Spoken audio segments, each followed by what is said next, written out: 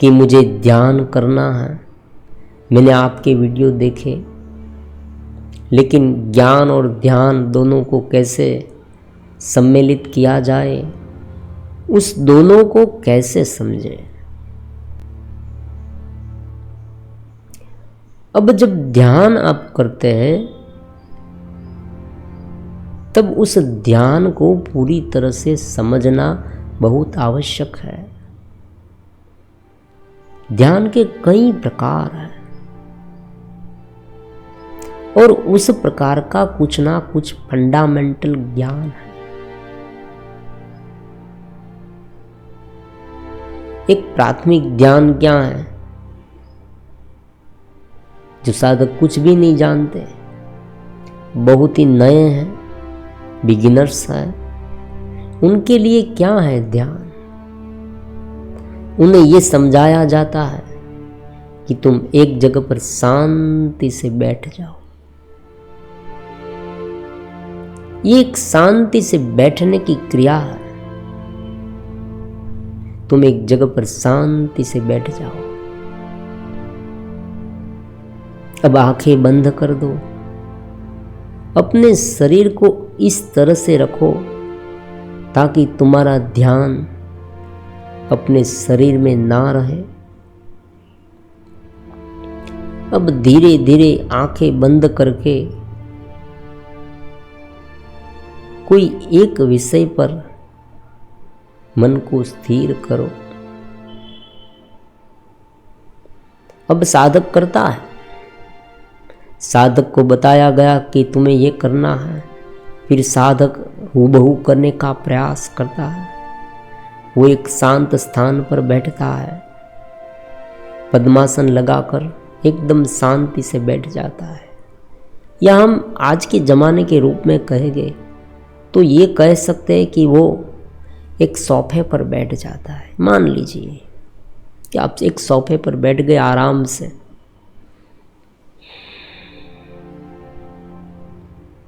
ये सरलतम ध्यान की पद्धति है। शांति से बैठ गए, फिर वातावरण बनाने के लिए, माहौल उत्पन्न करने के लिए डीप ब्रीदिंग का सहारा लेना है, गहरी सांस लेनी।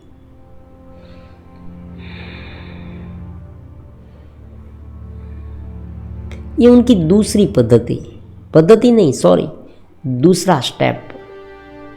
ये उनका दूसरा स्टेप है। पहला स्टेप बैठने की क्रिया हो गया। अब जो दूसरा स्टेप है वो प्राण को लेने की एक पद्धति, उसे प्राणायाम कहेगी।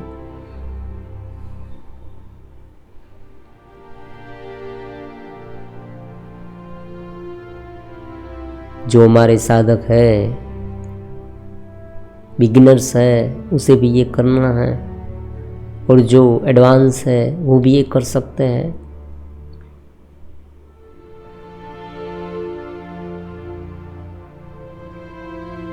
गहरी सांस लेना, थोड़ी क्षणों के लिए रोकना, फिर धीरे धीरे छोड़ देना। योग में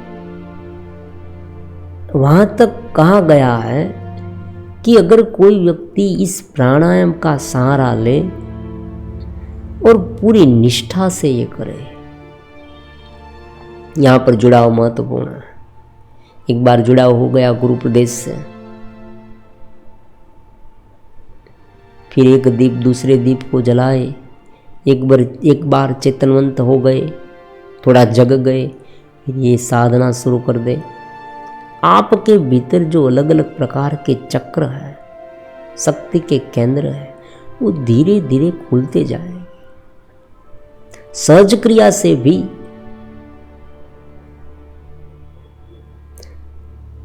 अब महत्वपूर्ण बात केवल इतनी नहीं है, यही ध्यान का मैजिक है। बैठने की क्रिया और गहरी सांस, ये दो बात है ना, वो बहुत सामान्य शुरुआती बात है। अब तीसरी बात जो आती है वो ध्येय को मुकर्रर करना, निश्चित करना। ध्येय किन पर ध्यान करना है। अलग अलग ध्येय हो सकता है, कोई वस्तु हो सकती है। वस्तु के तौर पर हम मूर्त ले सकते हैं भगवान की, शब्द पर ध्यान किया जाता है, या मंत्र ले सकते हैं। एक अनुभव, देखो फीलिंग्स पर ध्यान किया जा सकता है, उसे हम भक्ति कह सकते हैं। भक्ति कहें,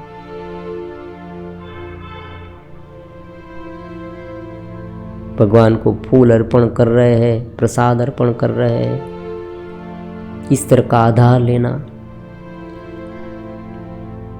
गुरु भक्ति, भगवत भक्ति, तो इनका एक आधार लेना,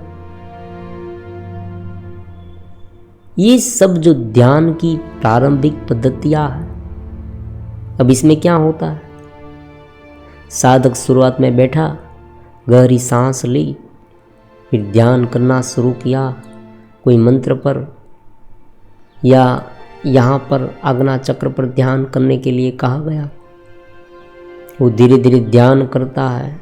उसे ये कहा गया है कि जब तुम्हारा मन इधर उधर भटकने लगे तो तुम्हें क्या करना है, वहाँ से उसे लाकर फिर से जो तुम ध्यान कर रहे हो ना, उन्हीं ध्येय में स्थिर कर देना है।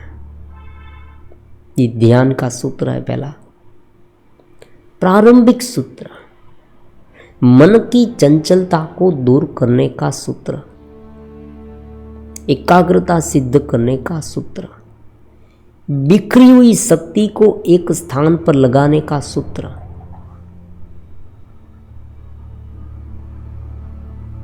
तो ये तीसरी बात हो गई। पहली बात बैठने की क्रिया, दूसरी बात डीप ब्रीदिंग, प्राणायाम। अब तीसरी बात है कोई एक ध्येय पर मन रखना। मन इधर उधर भटके तो वहाँ से लाकर फिर से उसी ध्येय में लगा देना। ये ध्यान के सभी बहिरंग साधन हैं। अब पूरी बात समझे। धीरे धीरे जब आप ये करेंगे, अगर कोई व्यक्ति उसमें प्रवीण होता जाए, आंखें बंद करे, वो अपना भान भूल जाए और एकदम ध्यान में लीन हो जाए, एकाग्र हो जाए, तो धीरे धीरे उसे अलग अलग प्रकार के अनुभव होंगे और आनंद होगा, आनंद मिलेगा।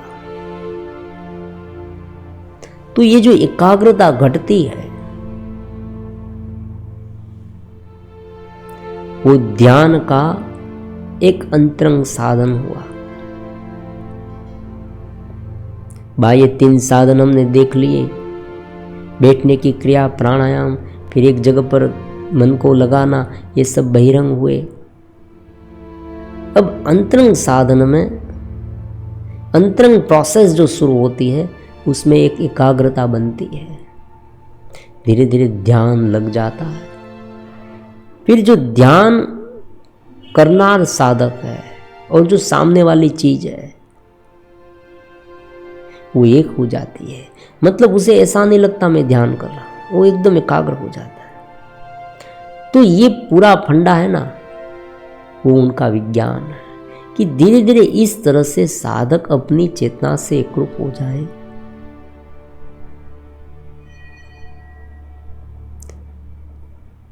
अब जो दूसरी तरीके का ध्यान है, जो एडवांस साधक के लिए है, वो कुछ इस प्रकार का है कि जो जो तुम्हारे मन में उत्पन्न हो रहा है, जो तुम्हारा शरीर है, फिजिकल बॉडी, इंद्रिया है, उन सबको तुम्हें एक साधन की तरह देखना है। तुम चेतस हो, उस चेतना में रहना है तुम्हें।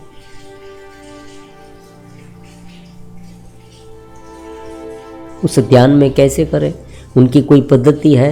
है बैठकर भी ऐसा ध्यान हम कर सकते हैं साक्षी भाव का। आंखें बंद करें, फिर देखें कौन कौन सी सोच हमारे मन में उभरती है। उन सोच को देखें, उनके साथ ना जुड़े, उनका द्वेष भी ना करें या उनके साथ लगाव भी ना रखें, केवल देखें।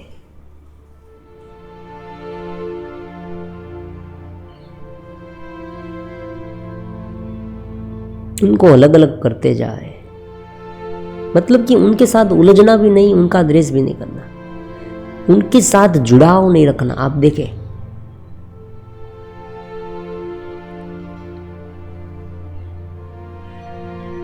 यहां पर हम कोई शरीर के कोई एक भाग पर ध्यान कर सकते हैं, फिर उसे भूल जाना है।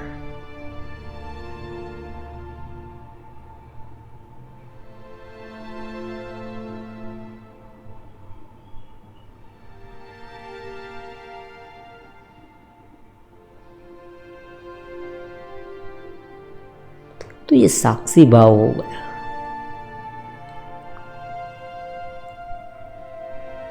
यहां पर आप एक चिंतन लगा सकते हैं कि मैं कौन हूं, इस शरीर में नहीं हूं, मन में नहीं हूं, बुद्धि में नहीं हूं। नेति नेति के रूप में की पद्धति से हम ध्यान करते हैं, कर सकते हैं। अब इनमें मेन डिफरेंस क्या है?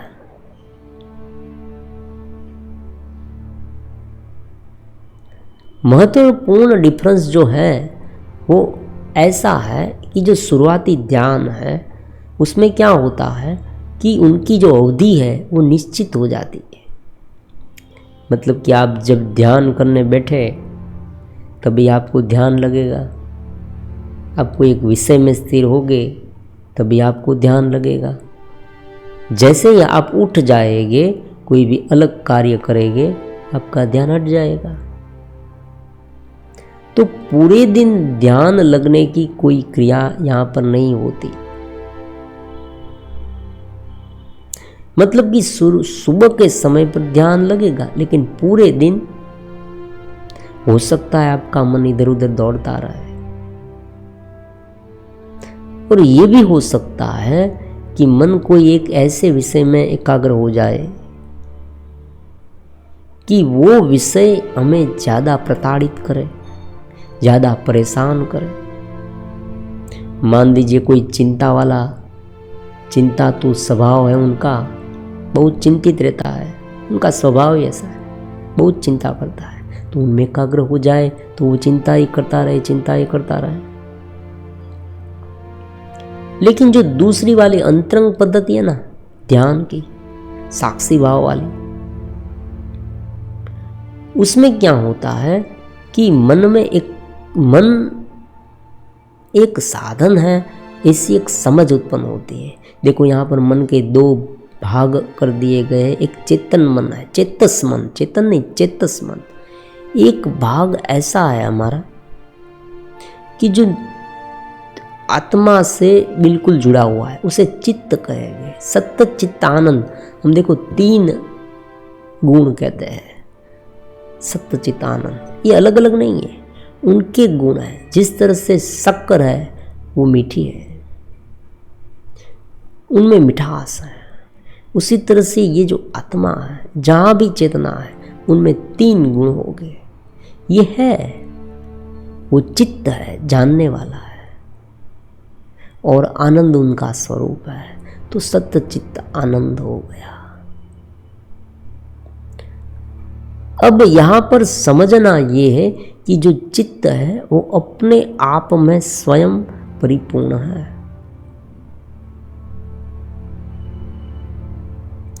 यही चित्त धीरे धीरे मन बना, बुद्धि बना, इंद्रिय के विषय बना, जगत में प्रविष्ट हुआ। तो जब हम उस चित्त को जागृत करें, देखो पहली जो पद्धति थी हमने समझी, उसमें भी धीरे धीरे यहाँ पर ही आना है।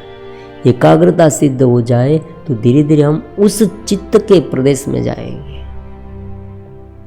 उस चेतस प्रदेश में जाएंगे। ये चेतस है ना, ये कोई ऐसी बात नहीं है कि कोई व्यक्ति मूड हो जाए, समझ रहे। उनकी स्वयं की इंटेलिजेंसी है, इसलिए तो इतना बड़ा जगत बना है। अब देखिए, कोई एक शरीर है, उसमें कितनी बड़ी रचना है, ये कॉम्प्लेक्स रचना है। हमारी सिस्टम, पूरी सिस्टम को समझे तो एक आश्चर्यचकित हो जाएंगे हम कि इतनी बड़ी सृष्टि इस तरह से कैसे बनी होगी। और यहाँ पर कैलकुलेशन कितना सटीक है। ऐसा कहा जाता है कि अगर पृथ्वी थोड़ी सी भी दूर होती सूर्य से तो भी यहाँ जीव सृष्टि नहीं रह सकती। तो ऐसा कैलकुलेशन किसने किया होगा? ये जो कैलकुलेशन है, वो इंटेलिजेंसी है, वही सबसे बड़ी लाक्षणिकता है।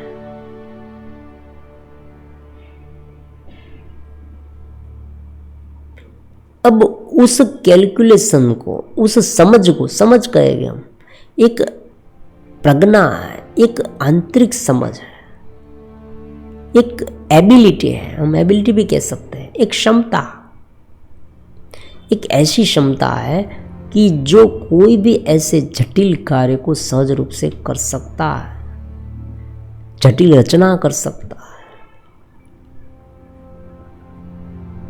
प्रत्येक कण में पूरा ब्रह्मांड को उत्पन्न करने की क्षमता है। तो साधक में भी ये है, क्योंकि साधक में आत्मा है, चेतना है, चेतना का अंश है। जो बाहर है वही भीतर है।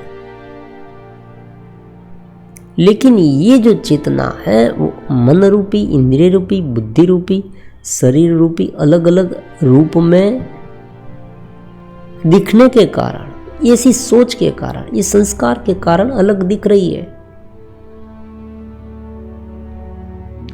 तो जब ये चेतस ध्यान हम करेंगे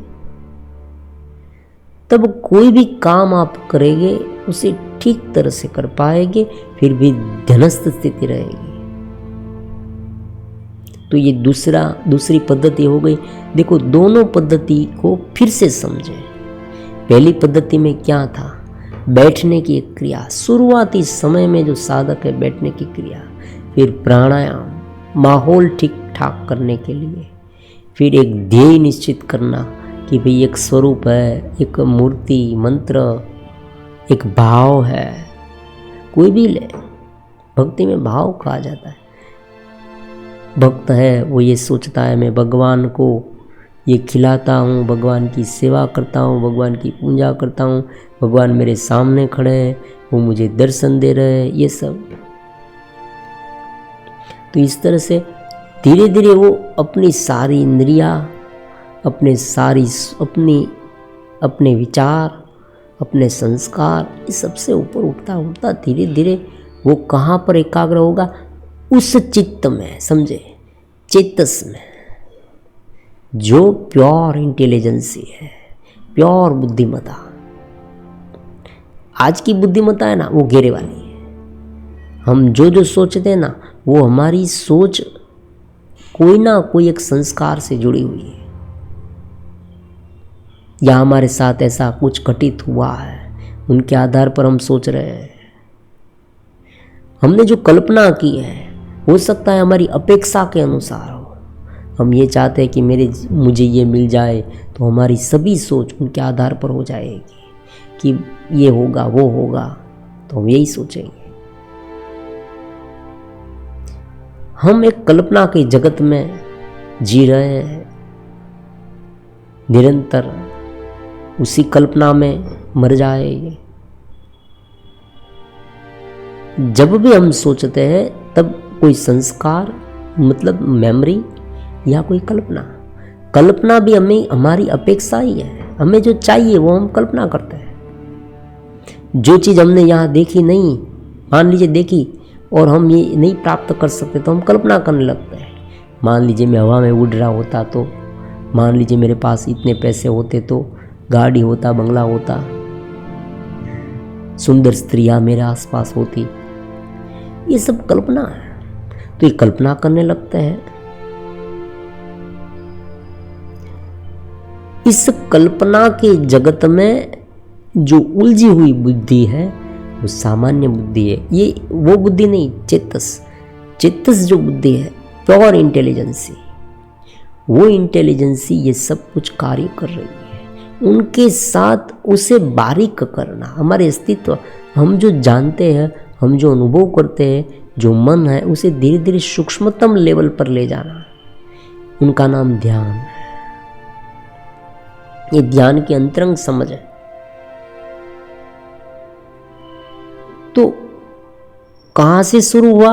बैठने की क्रिया से, फिर प्राणायाम माहौल ठीक करने, फिर एक ध्येय निश्चित हुआ, फिर एकाग्रता बनी, फिर निरुद्ध चित्त तक पहुंचे।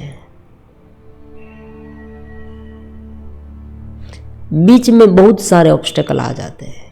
मन स्थिर नहीं रहता, इधर उधर का भटकाव है, कभी कभी तो ध्यान करने का मन नहीं होता, आलस्य आ जाती है, तंद्रा, निंद्रा, मूढ़ता, ये सब तमोगुण के अलग अलग प्रकार के पहचान है, तमोगुण की पहचान है, ये सब आ जाती है। कभी कभी बहुत कार्य करूँ, मुझे ये मिल जाए, वो मिल जाए, ये सब होता है। कभी कोई ऐसी घटना घट जाए कि उनमें ही मन जाता है, कभी भय लगने लगता है, बहुत कुछ इसमें होता है, क्योंकि मन इधर उधर भागता है। मन अहंकार, बुद्धि, मन, स्मृति, ये सब बन के जो घेरा है ना, वो हमें ऊपर नहीं उठने देते। शंकाएं उत्पन्न करना, अरे भाई ये बोल रहा है, क्या होगा? तो धीरे धीरे धीरे धीरे आप जैसे गुरु उपदेश से जुड़ते जाएंगे परमात्मा से। इसलिए भक्ति का विधान है कि भाव से इनसे जुड़ो, समर्पित भाव से जुड़ो, ताकि जो अहंकार है ना, वो हमें डिस्टर्ब कम करे। अहंकार ऐसा है कि अलग अलग कल्पनाएं करके, अलग अलग प्रकार की सोच करके उनसे हमें छुड़वा देता है उस स्थिति से।